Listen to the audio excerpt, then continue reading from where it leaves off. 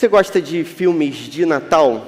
Eu tenho o hábito de ver filmes de Natal e gosto, na verdade, eu vejo repetidos filmes e todo ano eu coloco os mesmos filmes para os meus filhos assistirem. Eu me amarro, na verdade, em filmes de Natal. Tem um que é, assim, mais especial para o meu coração, que é o Grinch. Você já assistiu esse filme? É um ser verde. Eu gosto de duas versões que tem do Grinch, que uma é uma animação, um desenho, e outra é o Jim Carrey lá estrelando o Grinch. Eu sou fã do Jim Carrey também, então eu gosto daquela versão, gosto das duas. Mas o Grinch, ele mostra uma posição interessante em relação ao Natal, que é uma posição que a gente pode, às vezes, adotar durante a nossa vida, que é a posição de que a gente não goste do Natal por determinados motivos, até considerados justos, assim, por experiências ruins que a gente teve.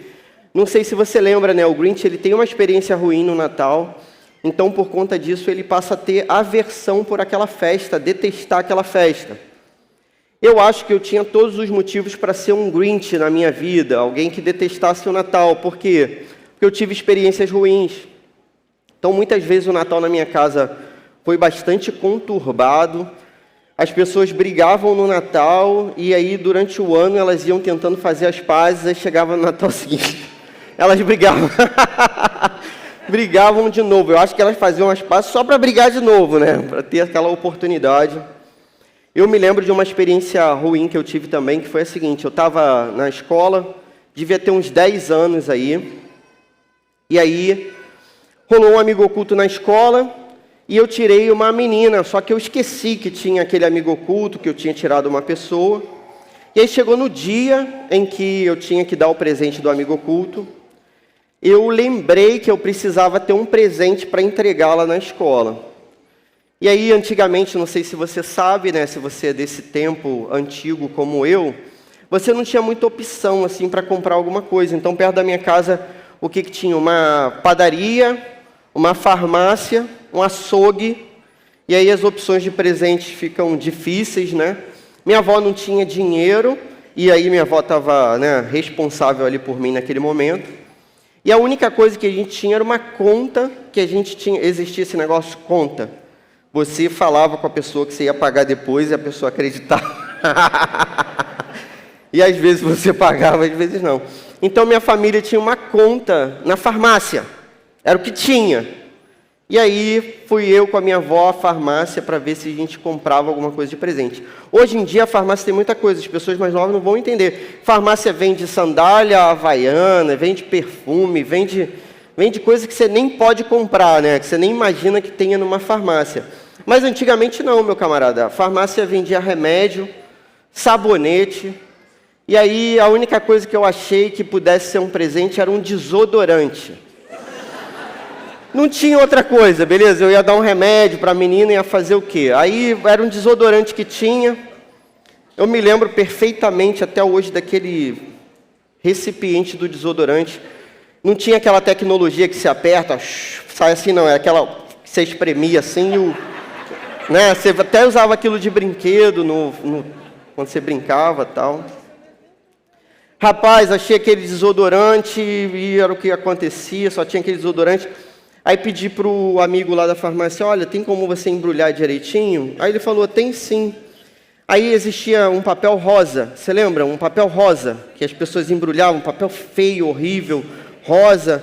Aí ele pegou aquele desodorante, enrolou assim naquele papel rosa, meteu um durex de um lado, durex do outro e deu na minha mão. E fui eu à escola com aquele desodorante. Quando as crianças viram o desodorante, estava claro que era um desodorante. Elas já começaram a zoar e me hostilizar e tal.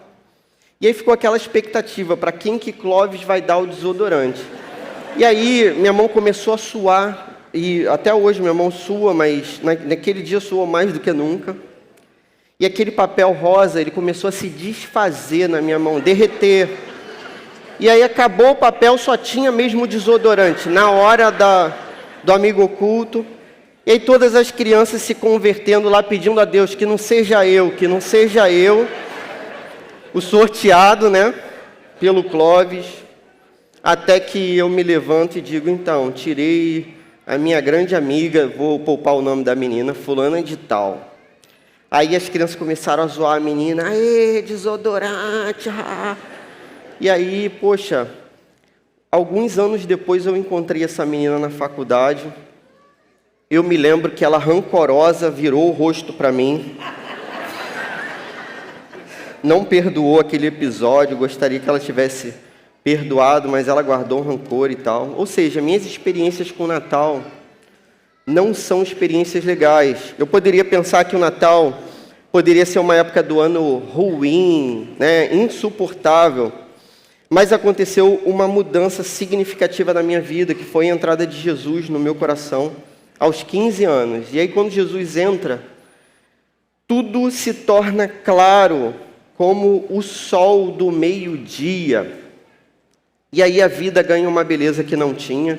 Até os natais esquisitos da minha família passam a ser legais, porque eu estava com Cristo do meu lado, com o meu Salvador. Eu sabia por que eu existia. Eu sabia que eu tinha recebido o melhor presente de todos, que era Jesus Cristo. E tudo passou a fazer sentido. Parece que lá fora, em alguns países na Europa, por exemplo, o Natal tem sofrido um ataque para ser apagado da cultura.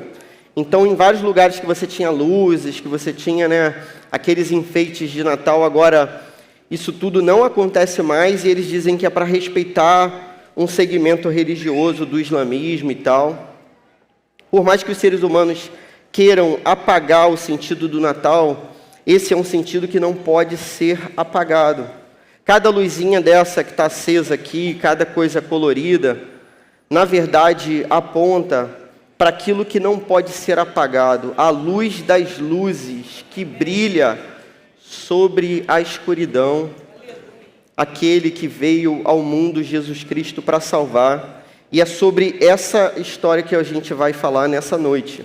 Então, gostaria que você olhasse para essa história, não como um filme repetido e chato que você já assistiu, mas com um olhar novo. Há tanta beleza nessa história, meus irmãos, que uma vida não seria suficiente para contemplar tamanha beleza. Hoje a gente vai revisitar essa história, Lucas, capítulo 2, Evangelho de Lucas, capítulo 2. A gente vai ler dos versos 1 ao verso 7.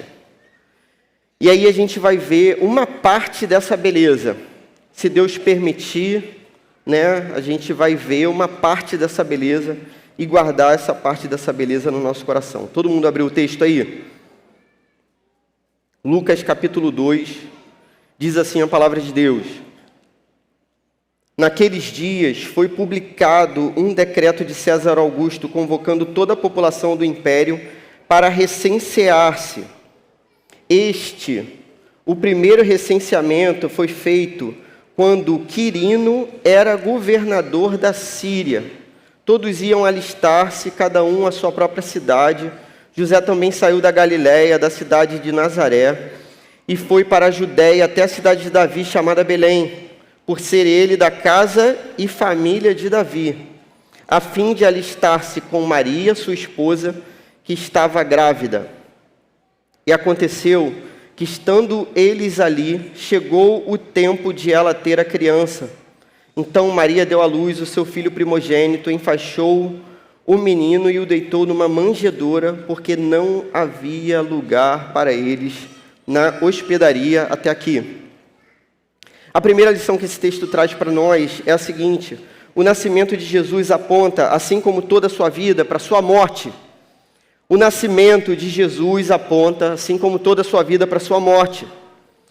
Preste atenção na história. Um homem chamado César Augusto, imperador de Roma, resolve fazer um recenseamento. Você sabe para que serve isso? Hoje em dia tem censo do IBGE.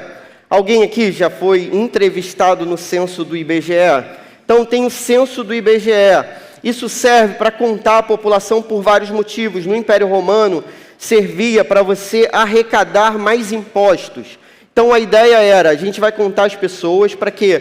Para que haja mais alistamento militar, só que os judeus eram isentos do alistamento militar, porque os romanos não queriam os judeus lutando com eles, nem os judeus iam aceitar lutar do lado do Império Romano.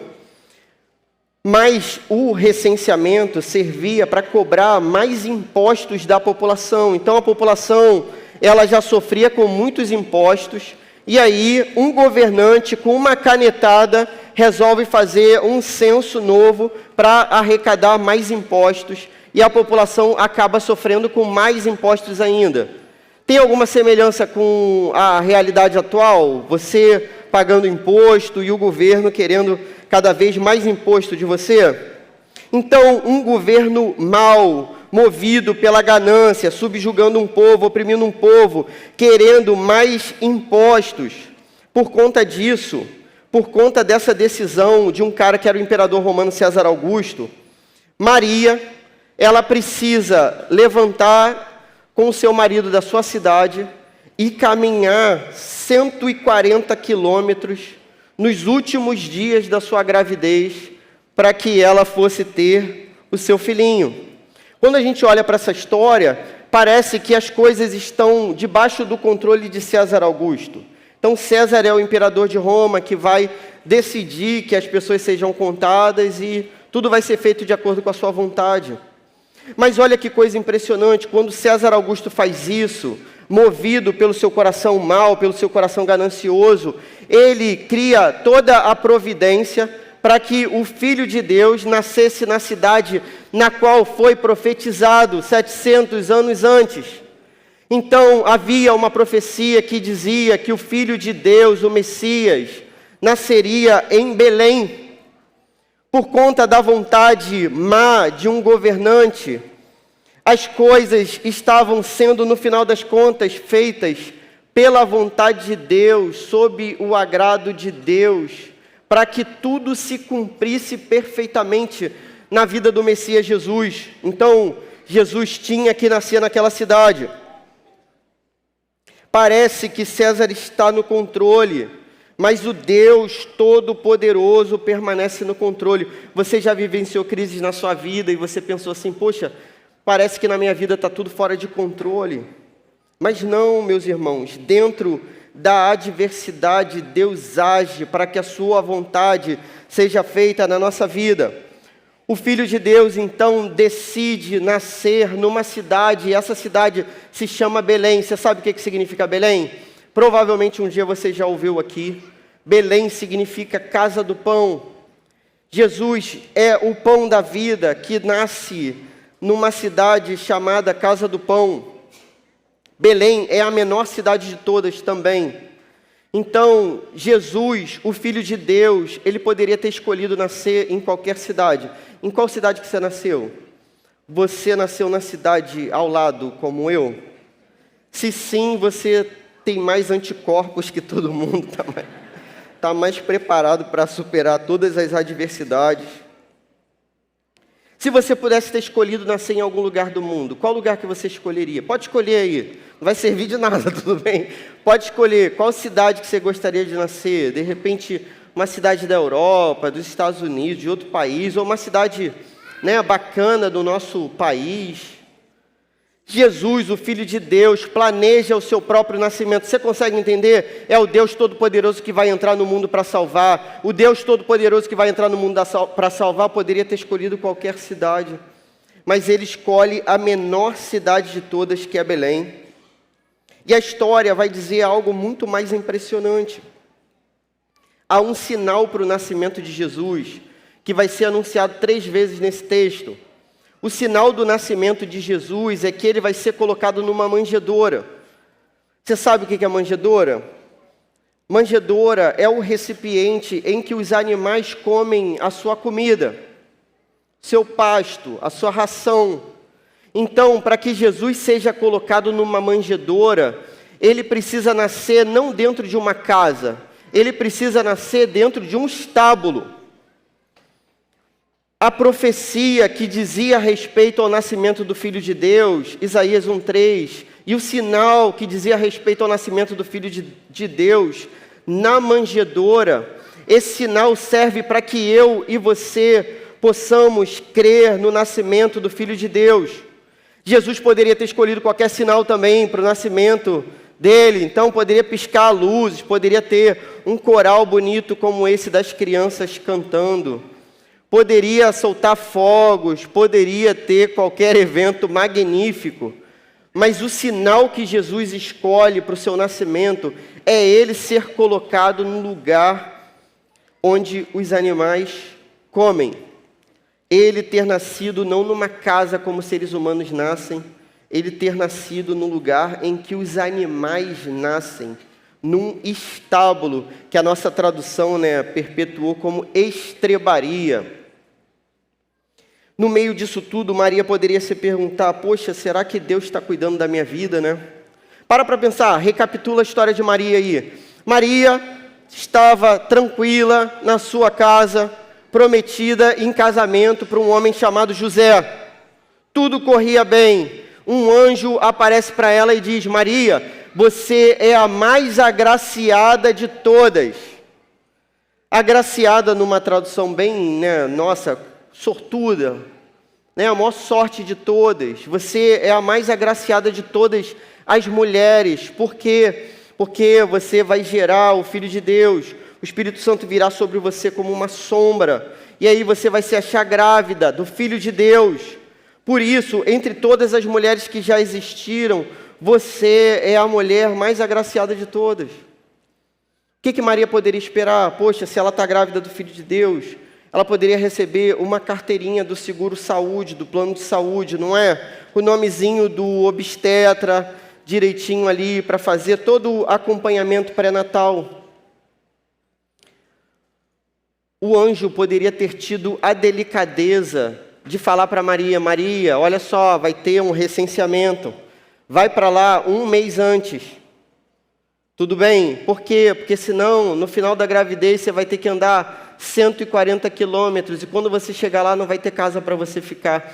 É muito óbvio que não tem uma casa para Maria ficar. Por quê? Porque como todo mundo tinha que se deslocar para aquela região para poder ser recenseado, todo mundo tinha que se deslocar para lá para dizer que existe, todas as pessoas que estavam fora iam para aquela cidade. E aí acabava a hospedaria na cidade, tudo bem? Não tinha como você ficar em lugar nenhum.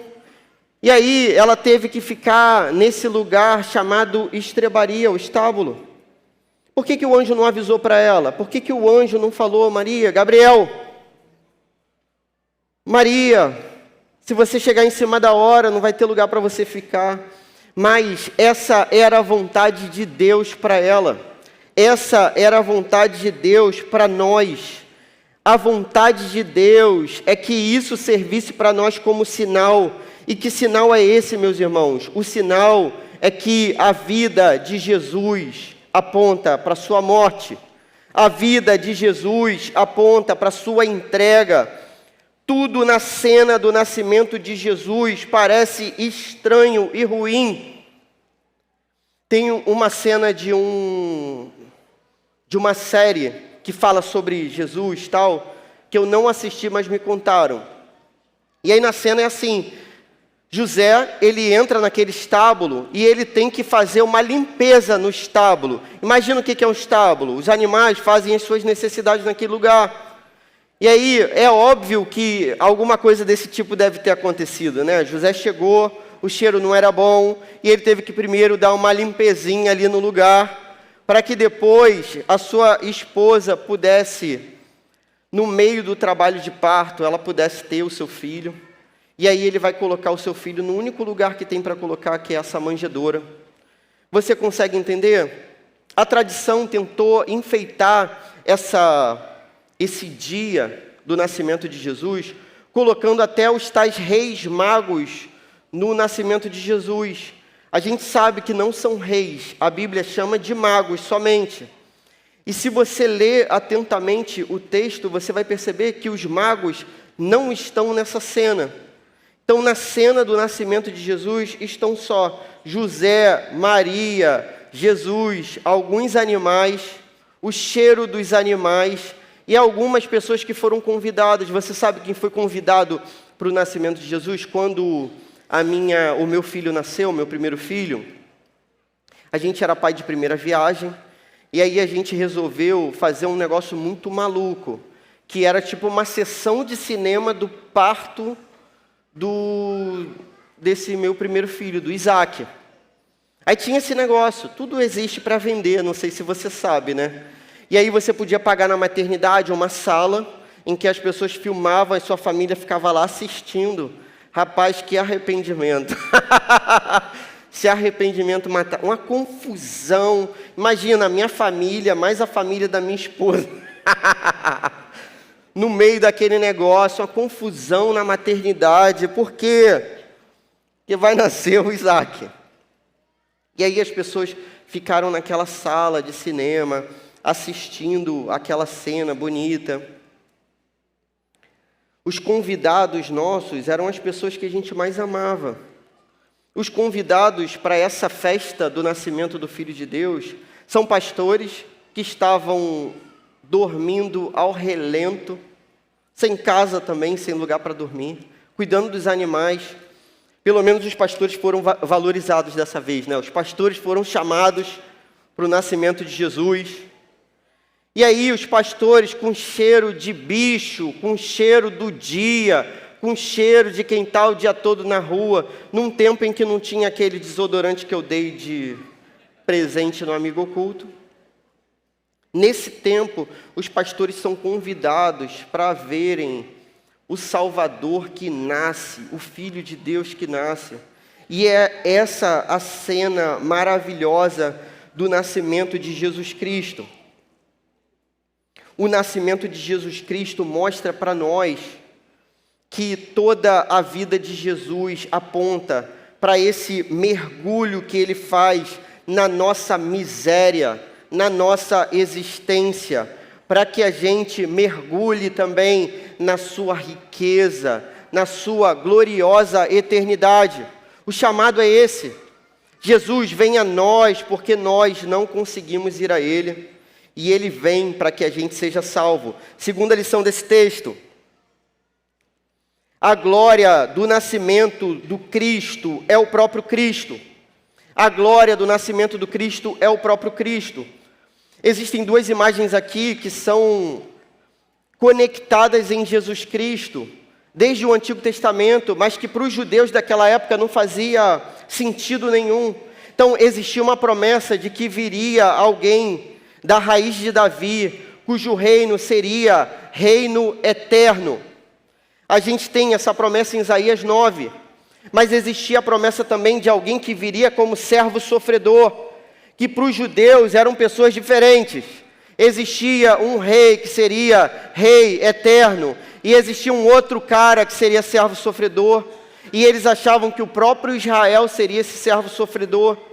Jesus vem como rei para sempre, mas ao mesmo tempo como servo sofredor de Isaías 53. Jesus vem unir essas duas figuras nele, e essa é a glória do nascimento de Jesus. Então não tem nada naquela cena que seja belo. A única beleza daquela cena é o próprio Filho de Deus vindo a esse mundo. Mas para pensar, não existia lugar na terra mais seguro do que aquele. O Filho de Deus estava naquele estábulo. O Filho de Deus estava naquele lugar. E no centro da vontade de Deus é sempre o lugar mais seguro da terra. Uma vez perguntaram para um pastor que ia para a China pregar, um cara famosão, e aí o cara resolveu largar, entre aspas, né, deixar o ministério dele nos Estados Unidos, igreja grande, ir para a China, começar o ministério do nada. E perguntaram para ele assim, cara, como é que você vai fazer isso? Por que você vai fazer isso? Você não tem medo de ir para a China para pregar e tal? E ele vai dizer, olha, lá, como Deus está me mandando para lá, lá é o lugar mais seguro dessa terra. Então é isso. Maria não tinha nada, Maria não tinha plano de saúde, Maria não tinha obstetra, Maria não tinha uma casa para ter o seu filho, Maria não tinha berço para colocar o menino Jesus, mas ela tinha o menino Jesus com ela. Isso era suficiente e tem que ser assim para nós. Meus irmãos, a beleza do nascimento de Jesus é o próprio Filho Jesus. Recentemente, um amigo meu me fez uma pergunta que eu achei muito inteligente. Ele perguntou assim, Clóvis, qual a diferença do cristianismo para todo o resto? Por que você acha que é o cristianismo o verdadeiro, né, como religião, e não todas as outras religiões? Existem, na verdade, dois tipos de religiões no mundo. De um lado, você tem todas as religiões que mostram que a salvação ou evolução espiritual, ela vai ser alcançada pelo esforço humano. Nessas religiões, você faz alguma coisa para, se possível, ser salvo, evoluir, reencarnar de uma maneira melhor, até que você não precise mais reencarnar. Essas religiões dizem que você deve fazer alguma coisa para agradar ou a Deus, ou aos deuses, ou um Deus que não é nem pessoal, com o qual você nem pode falar. Todas essas religiões dizem que você deve buscar a sua própria salvação. Todas essas religiões são diferentes do que é o cristianismo na verdade. Por outro lado, você tem uma única religião chamada cristianismo histórico. O evangelho verdadeiro é boa notícia. O evangelho vai dizer que Jesus vem a esse mundo para que a gente possa ser salvo, não por aquilo que a gente faça, mas por aquilo que Ele fez. As outras religiões apontam para aquilo que você faça para chegar a Deus. E o cristianismo diz, o Deus já veio. Jesus esteve entre nós, derramou a sua vida. Jesus fez a obra que você não pode fazer, não poderia fazer, seria impossível. Por isso, a mensagem do Evangelho é boa notícia. Se alguém me dissesse, cara, você tem que fazer alguma coisa para ser salvo, você tem que ser perfeito para ser salvo, você tem que ser muito bom para ser salvo. Essa notícia é péssima para mim, porque eu não sou nada disso. Mas a notícia do Evangelho é boa, porque aquilo que precisaria ser feito, foi feito pelo próprio Deus. Se o homem não chega ao céu, o céu desce à terra, na pessoa de Jesus Cristo. Por isso, o cristianismo é diferente de tudo. O cristianismo é diferente porque Deus faz, e você é chamado a crer e confiar a sua vida em Jesus Cristo somente. E você recebe essa garantia e essa boa notícia. Você hoje é chamado a crer em Jesus Cristo. E agora, na pessoa de Jesus, existe essa beleza. Um Deus que pode sangrar, o Deus Todo-Poderoso que pode sangrar, o Deus onisciente que vai ser zombado no momento da cruz, em que lhe darão murros no rosto, e vão dizer, profetiza quem te bateu. O Deus onisciente, zombado na cruz. O Deus imutável agora carrega cicatrizes no nosso lugar. O Deus eterno derrama a sua vida para que agora a gente possa ter a vida eterna. Não há nada mais bonito do que isso. Não há nada mais glorioso do que essa mensagem. Nada se compara ao Evangelho de Jesus Cristo. Essa é a boa notícia. Deus entra na história e muda a nossa história para que a gente viva com Ele a história dele na eternidade agora. Aleluia! Esse é o nosso Deus. Como que você aplica essa palavra à sua vida? Primeira forma de você viver esse negócio, vá ao encontro do Deus que veio até nós, vá ao encontro desse Deus. Esse evento aqui, esse lance das crianças cantando, foi tudo uma armadilha santa. A gente te convidou, mas a gente queria que você ouvisse essa mensagem no final das contas. Até quando você vai fugir de Deus? Eu fugi de Deus durante muito tempo na minha vida, mas Ele sempre me encontrava na próxima esquina. Que você corra para os braços de Jesus Cristo, encontre nele a salvação.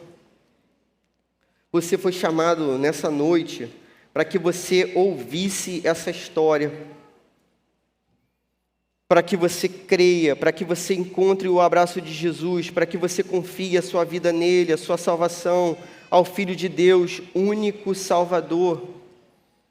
Olha para essa história de modo pessoal, então não é assim uma história genérica, Jesus veio ao mundo e salvou as pessoas. Não! A história que está sendo contada é que Jesus veio a esse mundo e nasceu nessa miséria para te salvar. Jesus veio a esse mundo para te salvar, a sua própria vida individualmente. Você consegue pensar dessa maneira? Jesus te chama para perto nessa noite. O Filho de Deus veio te salvar? Se sim, entregue a sua vida a Jesus Cristo. Coloque a sua vida de todo o coração diante dele. Ele diz que aqueles que o declararem diante dos homens, ele também vai declarar essa pessoa diante do Pai. Ele diz que aquele que o confessasse, ele o confessaria. Ele diz que quem crê com o coração e confessa com a boca, esse vai ser salvo. Ele diz que aquele que crê e for batizado vai ser salvo. Entregue a sua vida a Jesus. Tome essa decisão nessa noite.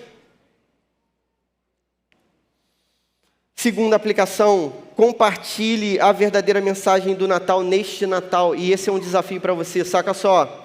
É possível a gente enfeitar a nossa casa, a gente fazer uma opção de coisa que é totalmente lícita e maneira. Dessa vez eu não enfeitei, porque minha árvore de Natal quebrou, irmãos, no último Natal. Mas eu gosto de enfeites, tudo mais. Contudo, aquilo que deve ser compartilhado é a glória de Jesus Cristo. Então, como que você colocaria isso de modo prático? Cara, com quem você se reunir nesse Natal, da maneira que for, a maneira mais simples de todas. Não tenha pena de si mesmo, beleza? Você não tem condições de fazer uma festa, de fazer uma ceia. Que Jesus está no meio dos animais aqui, tudo bem? Seja como for, quem estiver do seu lado, fale para essa pessoa o que é o significado do Natal de verdade.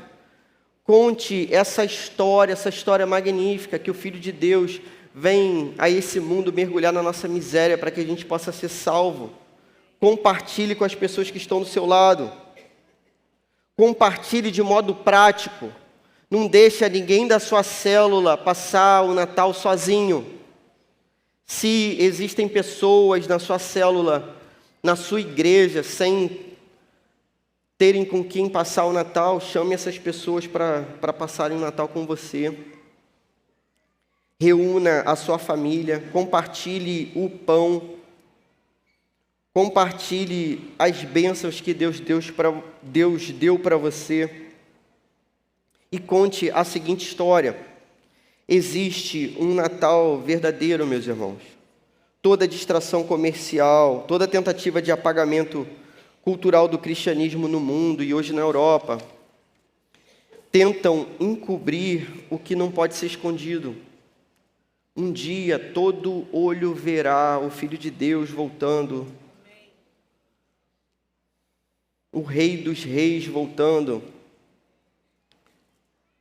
Por que as luzes brilham? Por que a gente enfeita a nossa casa? Por que a gente canta tantas músicas? Por que as famílias se reúnem? Por que tem tanta arte e tanta beleza? Você sabe qual é a resposta. Compartilhe a resposta. A resposta é que o Deus verdadeiro entrou nesse mundo. Há 2000 anos veio ao mundo, na cidade mais desprezada de todas, num estábulo, colocado numa manjedoura, o Rei dos Reis, ungido que foi aguardado e profetizado por milênios, o Messias, em uma noite de dor e de alegria, nasceu o Deus que desceu do céu, o Deus conosco, o Deus de perto, bem pertinho, o Deus Emanuel. O Redentor Jesus Cristo nasceu. Nele há salvação, nele há caminho, nele há verdade, nele há vida. Realmente o Deus conosco nos nasceu. O Salvador Jesus, ele é o significado do Natal. compartilhe essa mensagem nesse Natal. Por isso, e somente por isso, somente por Jesus, o Natal pode ser feliz. Amém, meus irmãos? Amém. Feliz Natal para vocês. Amém. Vamos orar?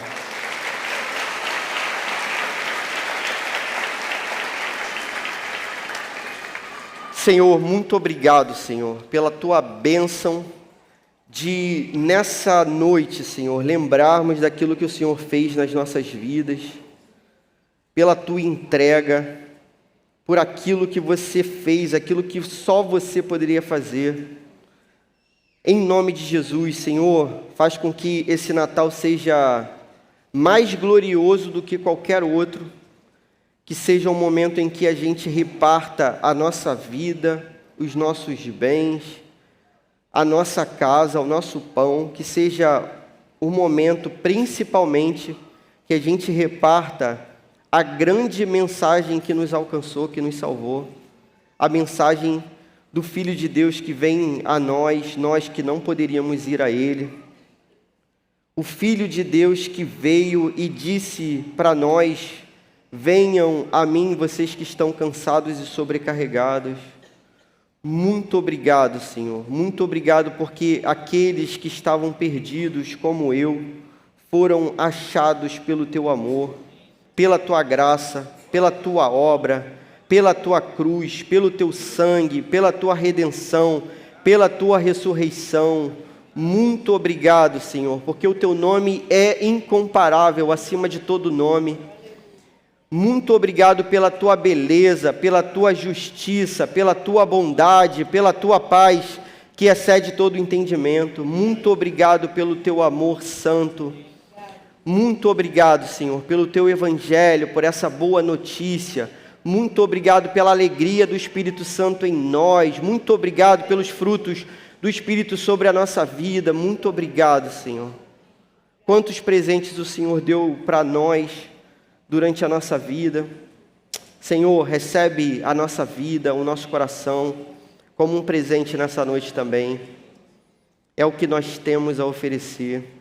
No nome do Teu Filho Jesus. Amém.